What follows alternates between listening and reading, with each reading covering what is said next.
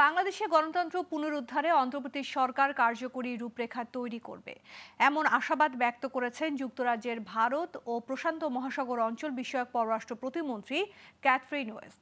সকালে পররাষ্ট্র মন্ত্রণালয়ে উপদেষ্টা তৌহিদ হোসেনের সাথে বৈঠক শেষে সাংবাদিকদের তিনি কথা বলেন। এছাড়া ক্যাথরিন শান্তি ও শৃঙ্খলা ফিরিয়ে আনায় অন্তর্বর্তী সরকারের পদক্ষেপকে সাধুবাদ জানান। বাংলাদেশের প্রতি যুক্তরাজ্যের পূর্ণ সমর্থনের কথা উল্লেখ করেন তিনি। বিস্তারিত জানাচ্ছেন শাহরিয়ার বাঁধন।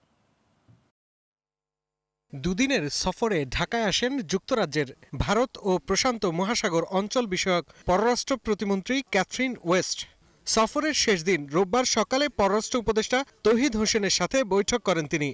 আমি তাদেরকে পরিষ্কারভাবে বলেছি যে আমাদের এখানে কারো কোনো রাজনৈতিক অ্যাম্বিশন নেই। আমরা আসলেই একটি সুস্থ গণতান্ত্রিক পরিবেশ সৃষ্টি করে দিয়ে আমরা সরে যেতে চাই। বৈঠক শেষে ক্যাথরিন ওয়েস্ট জানান, দ্বিপাক্ষিক অংশীদারিত্ব, অর্থনৈতিক ও বাণিজ্যিক সম্পর্ক জোরদার, অভিবাসন এবং জলবায়ু পরিবর্তন নিয়ে আলোচনা হয়েছে। And as we have a very strong, steadfast friendship with the people of Bangladesh, আমরা বাংলাদেশের সাথে সুসম্পর্ক দৃঢ় করতে চাই এবং অর্থনৈতিক ও বাণিজ্যিক সম্পর্ক জোরদার, অভিবাসন এবং জলবায়ু পরিবর্তন নিয়ে কাজ করতে চাই। Economics and trade to security, migration and climate change.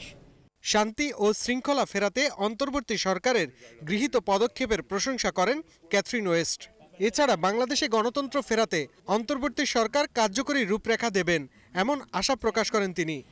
And we know that the interim government in Bangladesh has committed to restoring peace and order. শান্তি ও শৃঙ্খলা ফেরাতে বাংলাদেশের অন্তর্বর্তী সরকার কাজ করছে।